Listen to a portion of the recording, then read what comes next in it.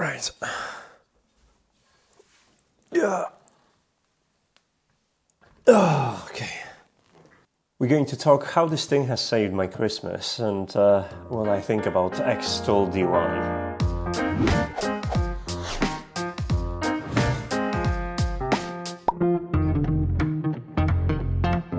Hey guys, this is Red, powerful and capable of making backups of your Node-RED flows. Okay, maybe that last part isn't entirely true, but I gave it a go anyway and I was able to create a hardware backup of my favorite flow. Okay, I was just messing around with stuff, but today we are talking about the xTool D1 Pro, which is on my table, and how this machine has saved my Christmas.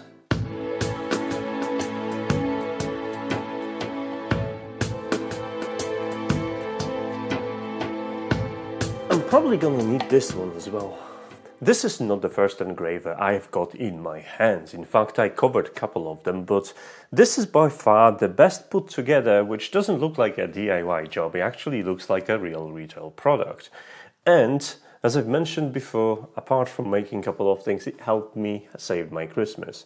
How, you may ask? Well, I'm a person that really likes to give personal gifts, and I got to the point when I wasn't sure what to get my friends for Christmas this year, or last year. And then I remembered that I have this, and this is a perfect tool to make customized gifts with friends and family, and probably save yourself some money, as long as you don't mind the cost of a tool like that. So with my Christmas trip impending and little time to spare, I've employed xTool D1 Pro to do the bidding for me.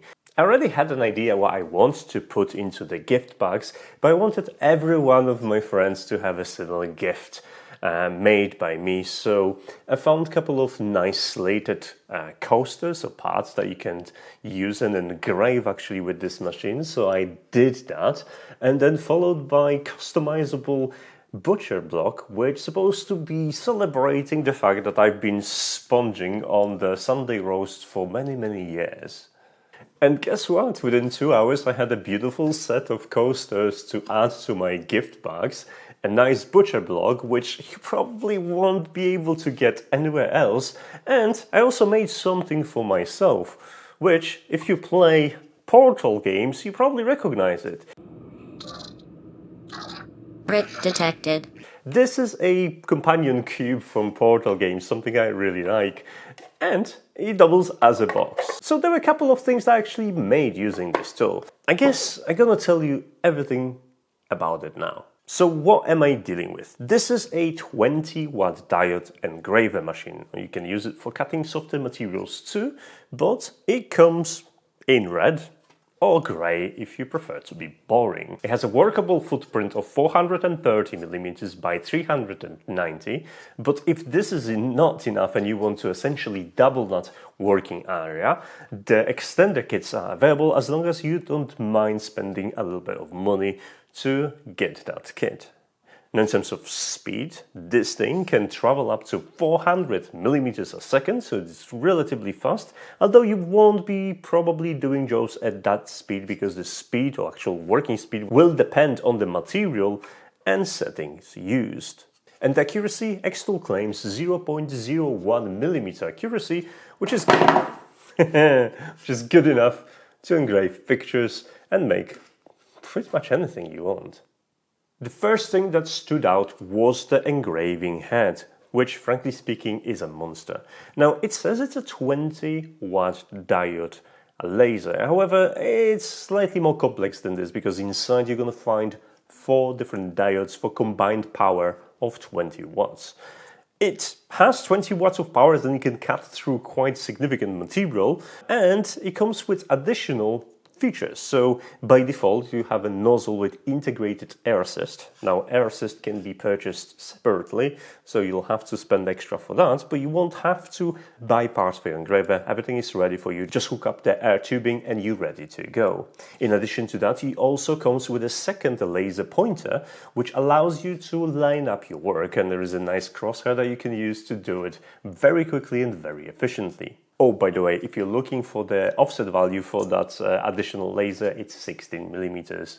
Apart from the safety guard, there is also a magnetic arm that retracts from the side and allows you to set the focus of the laser with adjustable depth of cut if you're going through a thicker material. Overall, this is a pretty decent engraver head, comes with a very big fan, and that fan will be able to push some decent cooling air and even dissipate some of the smoke around the burning area, which helps. Now, one thing to notice at this point is that this fan is gonna be also quite loud, so be prepared to make some noise. Other than that, the interesting features are the optical switches, so it uses a little bit more expensive optical switches instead of the limit switches available on the cheaper machines, and those fancy little bearing guides for the wheels for each axis to travel, which they feel really sturdy. I guess this is the pro aspect of this machine. In terms of controls, well, the typical USB cable that connects to your computer. However, if you are paying attention, you'll notice a little antenna which connects to 2.4 GHz Wi-Fi. So yes, you can use this device wirelessly. Despite 20 watt rating, this is still a diode engraver, so set your expectations straight. It's going to be brilliant for engraving, but also good for cutting plastics, wood, and softer materials. Now, it's not going to do anything other than engraving to metals or PCBs, so bear that in mind by picking your battles, but let's just say that there's a wide array of different materials that you will be able to process using this tool. And to enable your curiosity, inside the box I also found a box with samples of different materials. I could give it a go. Those materials are too small to use them for any meaningful projects, but they were good enough to actually have a go and see what is this 20 watt head capable of. And if you're going to push the machine to absolute limits, you should be able to handle acrylic up to 8 mm in a single pass. Obviously multiple passes are allowed, and twice as much in terms of wood. The entire machine came to me in a big box, and some of the assembly was required. But fear not, it was a very simple process with a well-explained manual, and overall it took me around 30 to 45 minutes to get it working, with a couple of tips that I would mention to you so you don't struggle. The nice and red anodized material also brings a disadvantage because the threads were anodized too. It means if you're going to use black anodized screws and try to screw them in, there was a significant friction on some of them, which means it might be a good idea to rethread your bolts in order to provide a nice fit. I wish xTool thought of that and did that. I struggled with 1 or 2 screws in there and I was worried that I'm going to strip the thread, but in the end everything went as expected.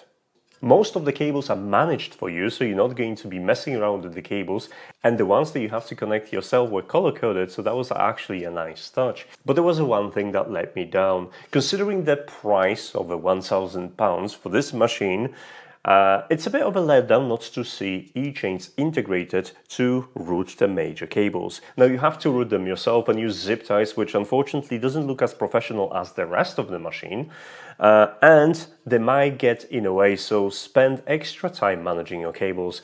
I wish honestly for this price point it came with e-chains and properly managed cables, and that would be really cool. I've mentioned a single button operation. There is a big golden button on my machine that does a couple of things. It has the ability to quickly frame your work, so once the design is loaded you can press the button to quickly run the outline and start the engraver, so this way you know what to do with it, and also this is how you start your job.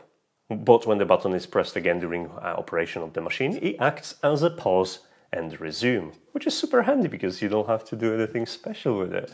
And additionally, should you have any alarms, because this machine is also equipped with some safety, we're going to talk about it in a safety fragment of this video, you can simply cancel the job by holding it down or cancel the alarm by doing the same. But here also comes the difference in working with xTool D1 Pro, because previously I would have to connect everything, home the machine, and then figure out where I want to put the material, but none of that applies to this machine, and I was initially confused on how I'm supposed to start with these things. It turns out all you have to do is just place your work or raw stock material onto the work surface and then move the head to a position where you want to run it with. Then proceed with the outline, make sure that your raw stock is aligned correctly and the outline was able to complete its job, and press the button to start. There is absolutely no need for homing this thing or setting it up previously. Just point the engraver where you want to be as an origin point and start engraving or cutting. Now that you know the mechanical basics of this machine, let's talk about software. Now you could download the Lightburn, and I will quickly tell you that yes, you can buy a license for around 45, I think right now, pounds. And the machine is compatible with Lightburn. There are some configuration files you can use. However, in the version of the Lightburn that I have, the Wi-Fi component isn't working with Lightburn, so you'll have to use the cable. xTool actually supplies their own software, which is called xTool Creative Space. And it's actually pretty good, and I would like to talk about it a little bit more. Apart from the usual edit tab in which you can just simply create your own design, add pictures and clip art and text and modify where different shapes are and assign different cats and settings to particular elements, objects or line. But there is one option that I was really surprised with, and it's called Xart. And this is a, text to picture AI generative tool. That's actually pretty clever because you can use AI tools to generate designs in different styles, from realistic to maybe minimalistic, depending on what you want to cut, or even vector graphic, and import them directly to your existing design. You can either complement that existing design or just make AI design the thing you want for you just using text prompts. Now, granted, the output's gonna be, unexpected, and you never know what you're gonna get. You might like it or not, but it's definitely nice to have it there. There are some terms attached to it. Each generation will cost you, I think, 10 credits, and you'll have 500 credits to start with. And at first I thought xTool will try to extract some extra money from you by using those tools, but no, they did something much, much cooler. Apart from all the tools that I already mentioned, the Creative Space comes with a Project Hub. And Project Hub is that community space or hub that allows you to share either how-tos or your designs with other members, which is great because you can just go there, browse for either similar projects that you like, download everything, including list of materials, list of settings, and have the basically whole project described for you, how to make it happen from start to finish. It's a great utility, and this utility alone helped my Christmas because I didn't have to waste my sample materials by, trying different settings. I just looked up one of the projects that looked very similar, copy the settings from that project to my machine, and I was pretty sure that it's gonna be a spot on. And in both cases, in case of engraving slates and engraving butcher block, that was pretty spot on. So where I'm heading with this, it turns out that you can earn credits for AI generation by posting how-tos and sharing your project. So each time you're sharing a project in a hub, you get some value in credits to use the AI tools. And I think this is a nice self-reinforcing loop that would encourage you to share your design and get some that points to use generative art to create even more design. So I actually very like this approach. I really appreciate the inclusion of the Project Hub because it removes a lot of guesswork.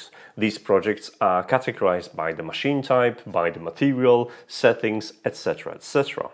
xTool also allows you to buy the stock material from xTool, granted at a slightly higher price, but if you're just getting started, it might be a good idea to source the material from them because it will help you eliminate the waste material. How, you might ask? Obviously, the materials they sell, it's tested and it comes with specific settings for your machine. So that removes a lot of guesswork from your attempts to create a project. And that in turn saves you time and money on the material that would be spoiled otherwise if you happen to pick a wrong settings. I have absolutely no doubt that while in the long run you're gonna get yourself a nice cheap source of material somewhere local, when you're getting started, seriously consider the material selection from xTool just to make your life a little bit easier. But if you're going to source your own materials, then you can still use that Project Hub to kind of get a ballpark idea of what your settings should be and what the results should look like. That will get you started, but start a log and write everything down that you do and build a library of your materials and settings that work just for you, because that way you're going to save yourself a lot of time and money next time you want to create something new, like for example another cube. So what it's like working with this tool? I already mentioned that this is... So what it's like working with this tool? I already mentioned that this tool is loud, but this is the least of its problem. First of all, it's an open frame design with a small shroud protecting laser from going places and glasses that are included in the box.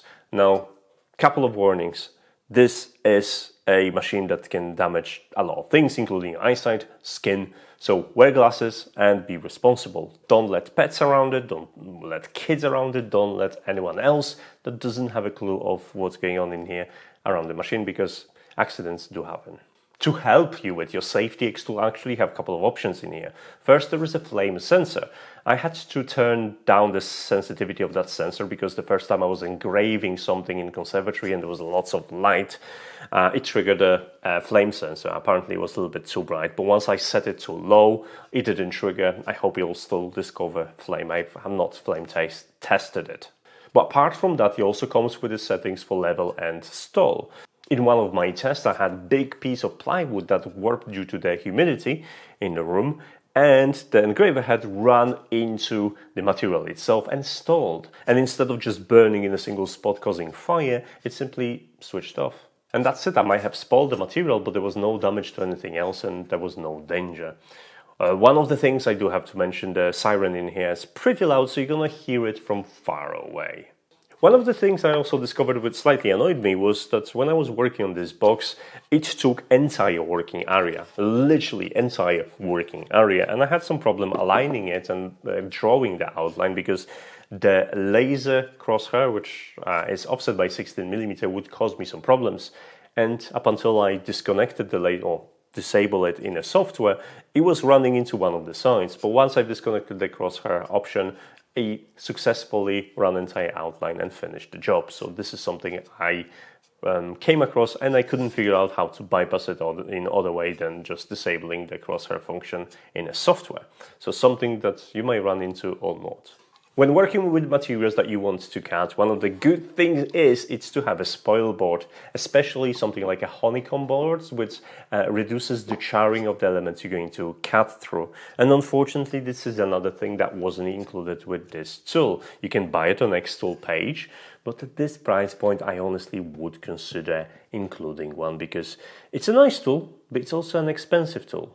In both cases, whether I was working with acrylic or with wood, the machine was making really nice cuts and really nice engraves, so I was quite happy with it. And the weakest link in all of this was definitely me trying different scenarios. Same for metals, I was able to engrave a couple of things, so it works great for that.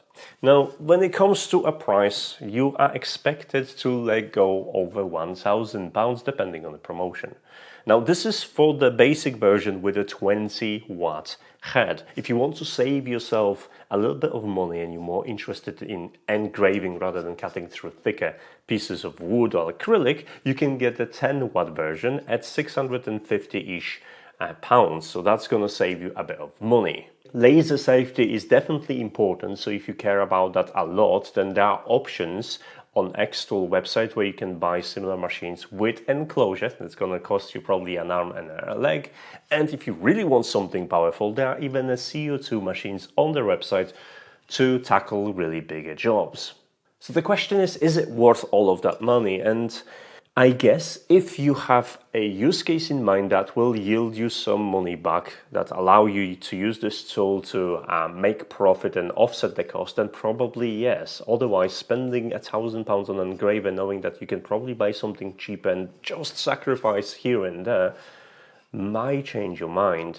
In any case, if you're tempted, in the description of this video you're going to find a link to this bad boy and a couple of accessories so you can treat yourself, and maybe, just maybe, it's going to save your Christmas or upcoming Valentine's Day, or maybe after Valentine's Day, depending on when it's being posted. I don't know. Alright guys, big thanks to xTool for sending me this so I could have a rant about it and create myself this really nice box that I'm going to keep in the background there. So I'm just going to put it there where it belongs. There you go, it looks nice. There's a nice Vault Tech fellow bubble head. And as usual, I do not have a posting schedule, so if you're interested what's coming up next, you know how YouTube works, I'm not going to explain all of that. But there's a couple of social media links listed down below. Check it out, follow me there, and start a conversation. Thanks so much for watching. See you then. Bye. Let's go. There's some weight to it, actually. You could exercise with this. I should exercise with this. Maybe not with this, but I should exercise. Bye.